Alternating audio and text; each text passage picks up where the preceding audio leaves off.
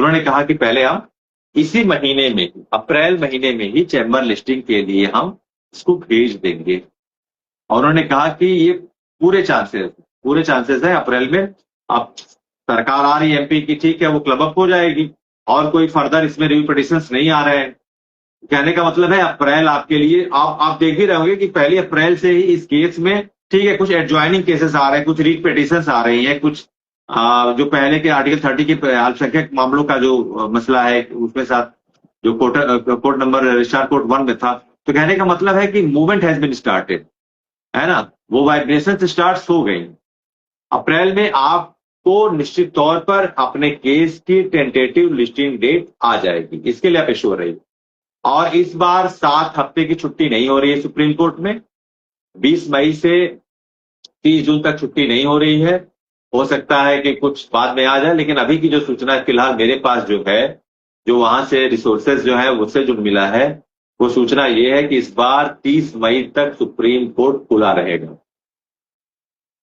2017 का कोई हड्डी नहीं है, 2017 का अमेंडमेंट आपके लिए है ही नहीं है। 2017 का अमेंडमेंट वास्तव में 2001 के द्वारा नियुक्त जो टीचर है उनकी प्रोफेशनल डिग्री से जुड़ा हुआ था, और उसमें उन टीचर की बात कही गई थी जो 23 अगस्त 2010 के और 29 जुलाई 2011 के बाद नियुक्त हुए हैं। उनके लिए 23/1, आप जाहिर सी बात है कि जब रेट्रोस्पेक्टिव बात नहीं होगी, जब वो अपने नोटिफिकेशन में 29/7/11 नोटिफिकेशन में ये मानते हैं कि टेट एक न्यूनतम योग्यता होगी, हम तो उसमें भी लड़ेंगे कि टेट को आप योग्यता मानते हैं या एलिजिबिलिटी मानते हैं, क्वालिफिकेशन मानते हैं, एलिजिबिलिटी मानते हैं। हमारे प्रेयर के ये भी पॉइंट्स हैं, उस पर भी हम जाएंगे।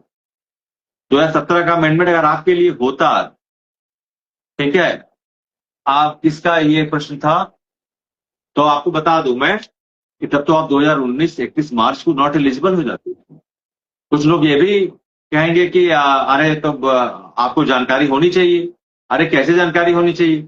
हमको तो जानकारी रोज सरकार देती है कि अब आपको ये करना है। जैसे अभी सरकार कह रही है 69,000 वालों के लिए ट्रेनिंग करा रही है ना, ब्रिज कोर्स करा रही है 69,000 वालों के लिए, अपॉइंटमेंट के बाद करा रही है। वास्तव में अपॉइंटमेंट के बाद करा रही है उनकी ट्रेनिंग। पहली बार ऐसा हो रहा है कि टीचर नियुक्त होने के बाद उनकी ट्रेनिंग कराई जा रही है। कौन सी ट्रेनिंग? सिलेक्शन में जो सबसे अनिवार्य चीज है, जो होना चाहिए, जो ब्रिजिंग होती है, ब्रिज कोर्स होता है, वो आप करा रही है सिलेक्शन के बाद, और उसके पेमेंट भी दे रही है। ठीक है, तो कहने का मतलब क्या सरकार की जवाबदेही नहीं थी कि अगर हम 2019 31 मार्च को नॉट एलिजिबल हो जाए तो हमको इत्तला करे? यूपी गवर्नमेंट न करे, बिहार न करे, एमपी न करे, महाराष्ट्र न करे, उड़ीसा न करे, तेलंगाना न करे, कोई नहीं करेगा? हाँ हाँ हाँ प्रशांत त्रिपाठी जी सही कह रहे हैं आप, हम उन्हीं की बात कर रहे हैं, सालवे साहब की बात कर रहे हैं। ठीक है, लेकिन थोड़ी सी कुछ ऐसी बातें हैं, थोड़ा वो एक्टिव भी नहीं है इस समय उस तरीके से, और थोड़ी सी कुछ इस तरीके की जियोग्राफिकल कंडीशन भी हमारे अडॉप्टेबल नहीं है। नहीं तो we are trying our level best to afford it, उसकी भी प्रयास हम कर रहे हैं। सुप्रीम कोर्ट ने दिया है, लेकिन वही तो जनरलाइज हुआ है। उस समय तो काउंटर में कोई बोलने के लिए नहीं था ना। आप समझिए कि जब आप काउंटर करने के लिए आपके काउंसल्स नहीं है वास्तव में, तो फिर किस तरीके से माना जाए? हम तो रेट्रोस्पेक्टिव बात करेंगे ना। अगर हम मान भी लेते हैं 2017 का अमेंडमेंट हमारे लिए है, तो वो किसके अकॉर्डिंग है? वो 2010 के जो नोटिफिकेशन के अकॉर्डिंग है ना। उसके पहले के लोगों पे तो लागू होगा नहीं। जो उत्तर प्रदेश में 29/7/11 के पहले के लोगों पे तो लागू होगा नहीं। अब दोनों तरफ से, एक तो हमारे लिए है नहीं, और अगर है तो उसका रेट्रोस्पेक्टिव इफेक्ट नहीं हो सकता है। उसकी भी तो सुनवाई सुप्रीम कोर्ट करेगा। कौन करेगा रेट्रोस्पेक्टिव इफेक्ट की सुनवाई? कौन करेगा? अगर रेट्रोस्पेक्टिव इफेक्ट है 29/7/11 के पहले अपॉइंटेड टीचरों के लिए पैरा 5 में एग्जामिशन की बात आपने कही है, और अगर कहीं से वो मीनवाइल सारे जुडिशियल प्रोसीजर में वो कहीं ना कहीं से नेग्लिजेंस हुआ, वो मेंटेन नहीं किया जा सका, वो बताया नहीं जा सका, तो वो अब बताया जाएगा ओरल हियरिंग, है ना। वो ओरल हियरिंग में बताया जाएगा। हम तो दोनों बात कर रहे हैं, 17 का अमेंडमेंट है तो भी, नहीं है तो भी, दोनों पर लड़ाई होगी। है तो फिर 7 सालों का ये गैप है, who would be accountable for that, उसकी बात करेंगे। और अगर नहीं है, ठीक है, अगर हम ये कह रहे हैं, सॉरी, अगर नहीं है तो आप ये बताइए कि वो तो रेट्रोस्पेक्टिव इफेक्ट उसका होना चाहिए। रेट्रोस्पेक्टिव जो भी टीचर उनको उससे मुक्त होना चाहिए। आप 29/7/11 के पहले जो नियुक्त हैं, तो हम दोनों पॉइंट्स पे आएंगे। कभी कभी क्या होता है कि आप लीगली बहुत सही होते हैं, लेकिन मीनवाइल जो प्रोसीजर में अगर आप कोर्ट में एफिडेविशन नहीं देते हैं, कोर्ट में आप अपने पार्ट नहीं करते, तो scarcity of evidence any judgment can be made. Evidence और testimonial for scarcity of any evidence, scarcity of any documents, scarcity of any testimonial, any judgment can be deviated, any judgment can be formed। तो हम तो यही कहते हैं, we have not given any type of justice, we have given only judgement. हमको judgement justice नहीं मिला है, हमको रेट्रोस्पेक्टिव इफेक्ट पे हमारी सुनवाई होनी चाहिए, हमारे पॉइंट्स रखने चाहिए। हमारे काउंसल्स इसीलिए तो हमने जो है कि फेस वैल्यू के काउंसल्स किए हैं।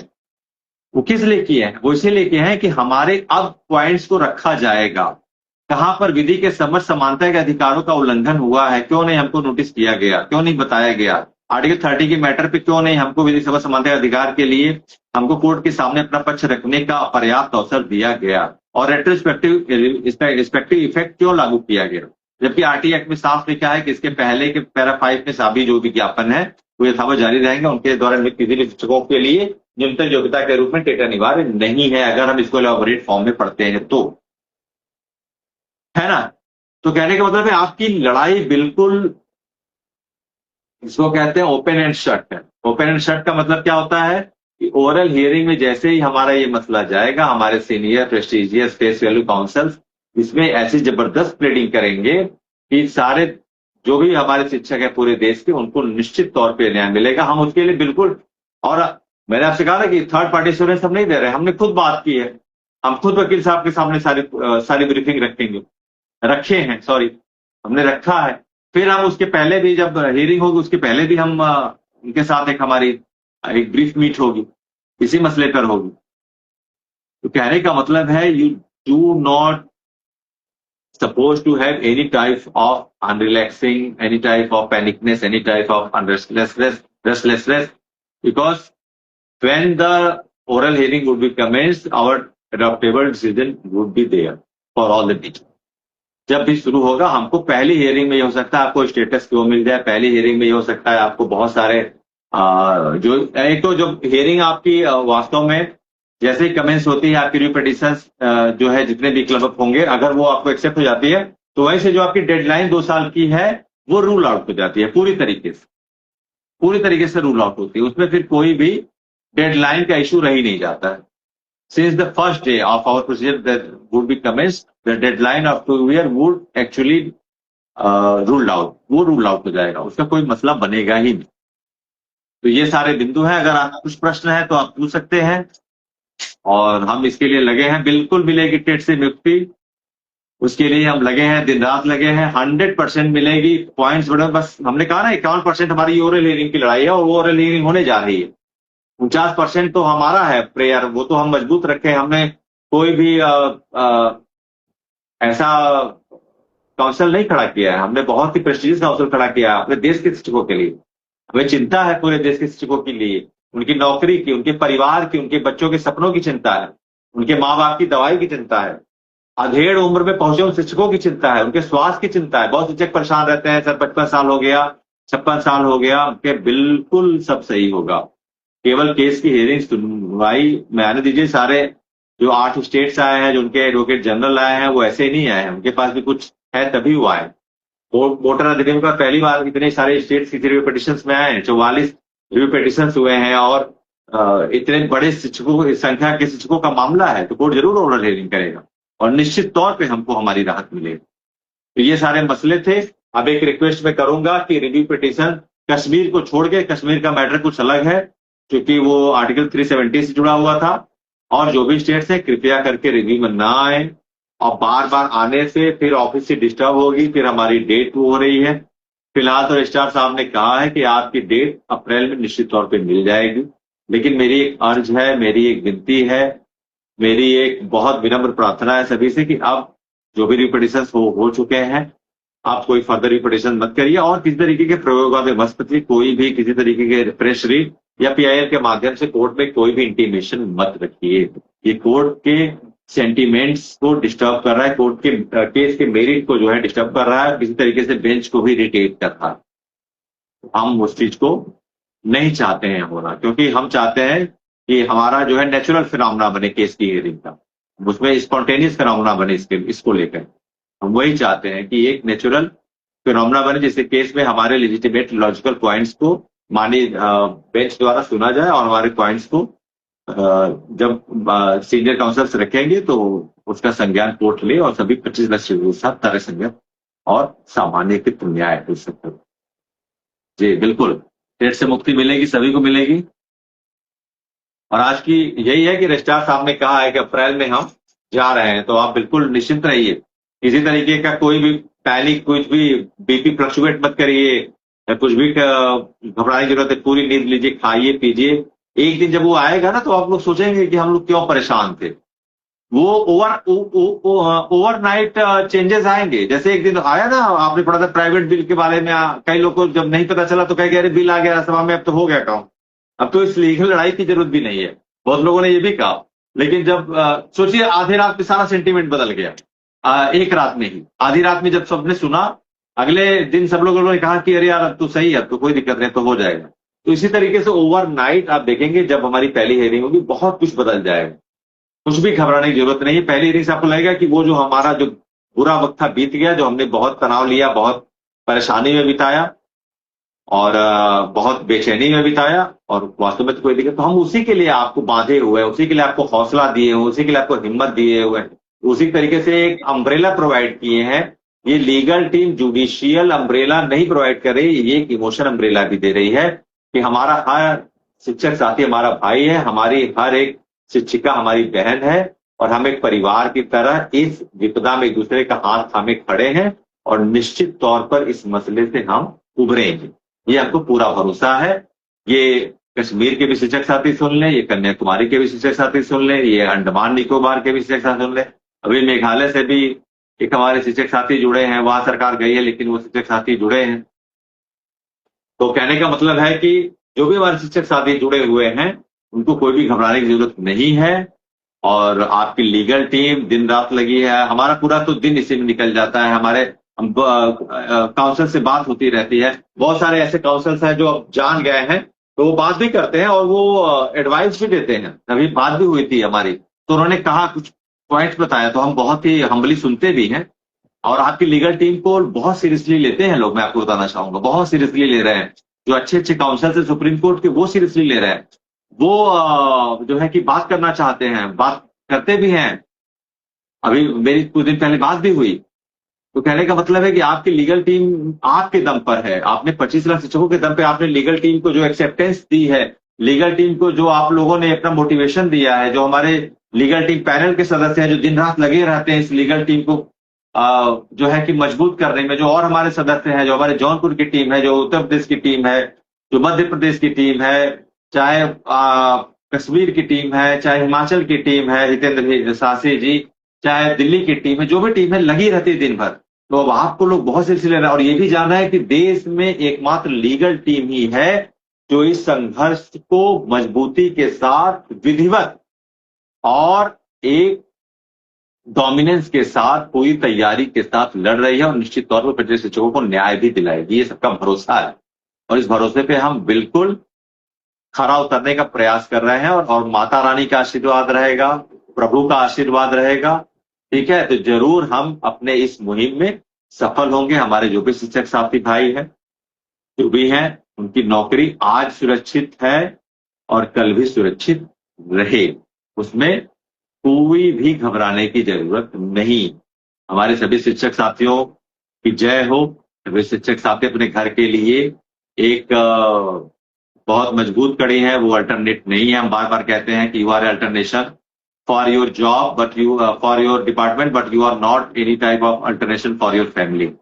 आप परिवार के लिए अल्टरनेट नहीं है। जॉब में तो आप हेडमास्टर रिटायर होंगे, कोई दूसरा आ जाएगा। तो वर्थ योर सेल्फ, है ना, अपने आप को वर्थ करिए, अपने अपने आप को कीमत दीजिए कि आप कितने वर्थ हैं। ये जीवन बहुत कीमती है, it is very precious, life is so precious, every single minute is matter most. तो जीवन की हर घड़ी इंपॉर्टेंट है। अपने बच्चों में रहिए, अपने परिवार में रहिए, और संघर्ष के दिन है, संघर्ष के दिन बीतते हैं, बिल्कुल बीतते हैं।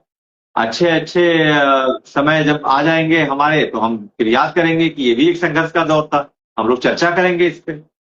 कि संघर्ष का दौर था, हमने मिलके डट के लड़ के साथ में एक दूसरे का हौसला थामे इस लड़ाई को जीतने, बिल्कुल जीतेंगे। ये कोई आपको थर्ड पार्टी एश्योरेंस नहीं हम लोग दे रहे हैं।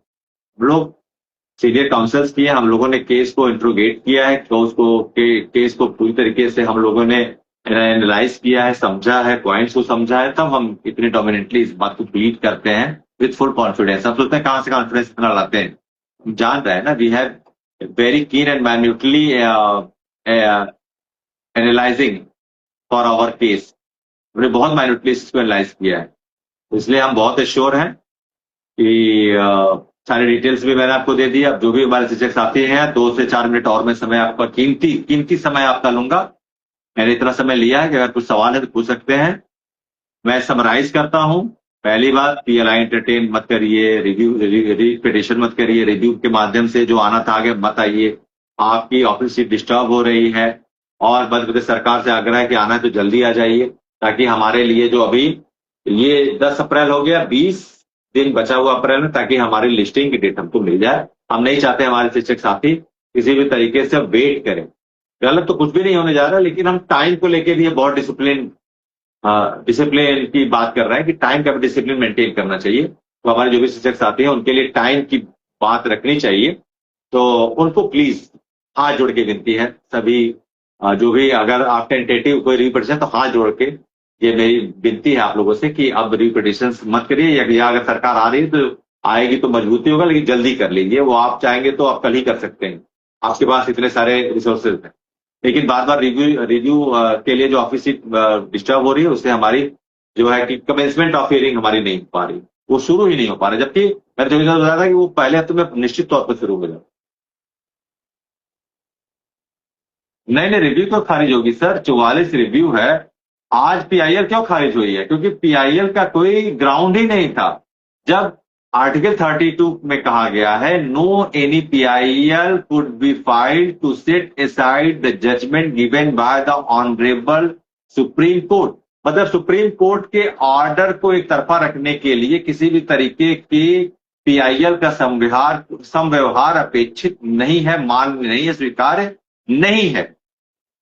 ठीक है, उसके क्या है लीगल प्रोसीजर, उसमें रिव्यू है। ऑप्शंस क्या है? ऑप्शंस में आइए ना, जो आपके पास अवेलेबल लीगल ऑप्शंस है वो तो रिव्यू है ना डबल बेंच ऑर्डर के बाद। तो आप क्यों किसी तरीके के प्रयोगात्मक में फंस रहे हैं? क्यों फ्रेश रीड डाल रहे हैं? क्यों चुनौती दे रहे हैं? है ना? तो कहने का मतलब है उस ऑप्शन पे आइए, और हम पूरी तरह श्योर हैं। अब जो भी आगे के डिटेल्स होंगी तो वो बताएंगे। जी दिलीप उपाध्याय जी, बिल्कुल बात करिए। नंबर मेरा है 7269045666। ये लीगल टीम का ऑफिशियल नंबर है। पूरे देश के कोई भी शिक्षक साथी बात कर सकता है मुझसे। नंबर फिर से मैं फ्लैश आउट कर रहा हूं, अभी लिख भी दूंगा इसमें कमेंट बॉक्स में, 7269045666। किसी भी तरह की बात हो एनी टाइम आप बात कर सकते हैं। और एक क्षमा भी मांगना चाहूंगा क्योंकि बहुत सारे फोन आते हैं, एक एक दिन में 700 800 1000 फोन आते हैं, तो उतना हैंडल करना थोड़ा मुश्किल हो जाता है। फिर भी मैं कॉल बैक करता हूं, अगर व्यस्त रहता हूं फिर कोशिश करता हूं कि कोई भी कॉल अनआंसर्ड ना रहे। मैं किसी भी कॉल को अनआंसर्ड नहीं रहे, फिर भी अभी अगर हो जाता है तो हाथ जोड़ के पूरे देश के साथियों से माफी मांगता हूं। अगर ऐसी कभी गलती हो जाती है कि जाने जाने में कि आपका फोन नहीं रिसीव हो पाता, तो मैं उसके लिए, हाँ सजल देव जी का जी 14 अप्रैल को है, और 14 अप्रैल को खुला है, अम्बेडकर जयंती है, लेकिन सुप्रीम कोर्ट खुला है, वो अपडेट देंगे। लेकिन मुझे जो लग रहा है, देखिए रिजवाइंडर दाखिल हुआ है, उस पर क्या है, उसमें किस तरीके से आगे के विषय आते हैं, लेकिन उसमें जो टेट मेंडेशन का जो विषय है, जो कॉन्फ़िगरेशन टेट मेंडेशन का उस केस में है, वो रिव्यू में सुनेगा। वो 2 बार कहा जा चुका है माननीय दीपंकर दत्ता जी द्वारा उसी केस में, त्रिपुरा केस की हियरिंग। जाहिर सी बात है उसको वो थोड़ा सा रिव्यू के लिए करेंगे, और रिव्यू के होने के नाते ही सुनवाई जो होनी है उसी के नाते पीआईएल भी रूल आउट हो रही है, डिसमिस हो रही है, उसी नाते कोई भी प्रेस रीड भी वो एंटरटेन नहीं करेंगे। ये हमारा पहले से एजम्पशन था, वही हुआ भी, लीगल टीम जान रही थी। ठीक है, तो ये सारी बातें हैं, बिल्कुल एश्योर रहिए। आगे जो भी अपडेट्स होंगे वो आपको दिया जाएगा लीगल टीम के माध्यम से, हम देंगे, राजेश जी देंगे, अमित जी देंगे। जुड़े रहेंगे। लीगल टीम जिंदाबाद। बिल्कुल, आप लोग हैं तभी तो लीगल टीम जिंदाबाद है। आप लोगों ने आबाद किया है लीगल टीम को, देश के सभी शिक्षक साथियों ने आबाद किया है, उनका भरपूर प्यार मिला है, सहयोग मिला है, समर्थन मिला है। इतने कम समय में मिला है। इतने कम समय में इस राष्ट्रव्यापी टीम को जिस तरीके का स्नेह प्रेम आप लोगों ने दिया, उससे अभिभूत हैं हम लोग, और कृतज्ञता भी ज्ञापित करते हैं आपके सम्मुख। हम we are very obliged or paying our gratitude that wow, how much affection and love you have been given in very short time to this legal team। हम उसके लिए बहुत आभारी हैं। आपका बहुत बहुत साथ समर्पण। गुस्से में क्यों? गुस्से में इसलिए थे कि एक वीडियो कॉल एक हम बता दे चले कुछ वैसी बात भी आप लोगों से कर लेता हूं, ठीक है? जरूरी नहीं कि हमेशा कुछ काम की बात ही की जाए, और आप तो परिवार हैं तो परिवार के सामने कुछ भी बात। तो एक अवनीश जी हैं, और अवनीश जी के बारे में बता दूं, जौनपुर के रहने वाले हैं, और वो मूक और बधिर हैं, डीफ एंड डम। डीफ एंड डम का मतलब कि गूंगे और बहरे हैं, और वो न बोल पाते हैं न सुन पाते हैं। तो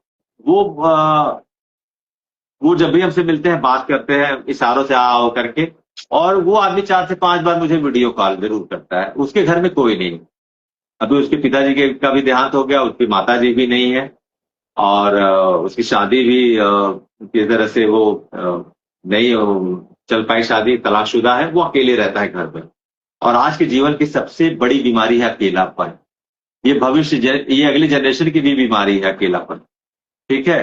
अकेलापन बहुत बड़ी बीमारी। तो वो मुझे फोन करता है, और मैं कोशिश करता हूं उसको थोड़ा इमोशनल अटैचमेंट देने की।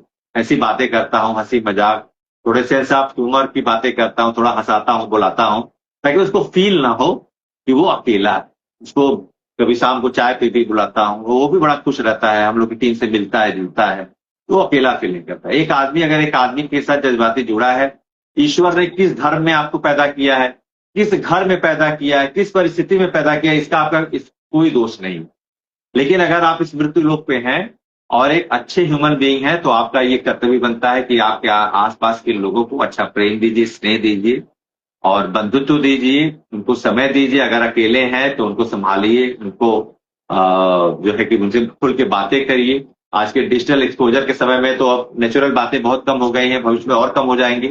तो वो बार बार फोन करता है, वो इरिटेट ही मुझे करता है, रात के 11 बजे भी फोन कर देता है कि कैसे हो गया। मैं उठाता भी हूँ, मैं बात करता हूँ, सो जाओ, चलो खाना खाए, बताता आज खाने में दूध रोटी खाया, आज ये खाया, बात करता हूँ। एक और भी यहाँ पे हमारे कॉलोनी में ही है, लड़का है, वो भी रोज सुबह आ जाएगा, काम करेगा, उसको 150 रुपया देता हूँ। वो भी गूंगा बहरा है, लेकिन रोज आता है, मिलता है, भैया भैया भैया करता रहता है। मेरी तबीयत खराब हुई, घर में कोई नहीं था, वही डॉक्टर को बुलाया। देखिए यही होता है, आप अच्छा काम करते हैं तो भगवान की आपकी अच्छा। तबीयत मेरी बहुत खराब हुई, घर में कोई नहीं था, वही डॉक्टर को गूंगा गया बुला के लाया, तो आपको भी उसका रिवॉर्ड मिलता है। तो वही बार बार फोन कर रहा था, जो आपने लिखा कि गुस्सा क्यों हो रहा है, तो मैं इसलिए कि बार बार वो मानता नहीं है कुछ। तब उसको मैं जब समझाता हूँ इशारे से, तब उसको लगता है क्यों फोन कर, उसको नहीं पता होगा कि मैं इस समय जो है कि लाइव में हूँ। तो कहने का मतलब है, एज ए ह्यूमन बीइंग अगर आप किसी के काम आ रहे हैं, उसका अकेलापन दूर कर रहे हैं, लोगों से खुलकर बात करिए। अब तो एक संतान की परंपरा चल गई है पीढ़ियों में, 40 से 45 साल में ही लोग अब जो है कि बुजुर्ग हो जा रहे हैं, बच्चे 12वीं बाद बाहर निकल जा रहे हैं, माँ बाप अकेले पड़ जा रहे हैं घरों में, कितने घरों में ताले लग जा रहे हैं। जो 60 से 65 70 साल में लोग बूढ़े होते थे, हमारे पिता इस समय, अब वो 40 से 45 में हो। तो अकेलापन एक बहुत बड़ी मानसिक बीमारी हो रही है, इससे बचिए, इसके बारे में भी ध्यान दीजिए, और अपने आसपास में माहौल गुलजार रखिए, लोगों से बात करिए। सबसे बड़ा धन यही है, थोड़ा सा लोगों से बात करिए, खुल के रहिए, खुल के जिए जिंदगी। Life is a one time offer, जीवन एक बहुत अच्छा उपहार है, इसको जाया मत करिए, खुल के रहिए, सब समस्याओं का हल है। Every problem come with their solution, सभी समस्याएं समाधान लेकर ही आती है ना। सारी समस्याएं जो है वो समाधान लेकर ही आती, कोई समस्या बिना समाधान के होती ही नहीं, सब समस्या का समाधान निकलेगा। ठीक है, आज की बातें इतने ही। कुछ आपसे मैंने व्यक्तिगत बातें भी की, आपने समय हमको दिया, बहुत बहुत धन्यवाद। आगे जो भी रहेगा, नमस्कार।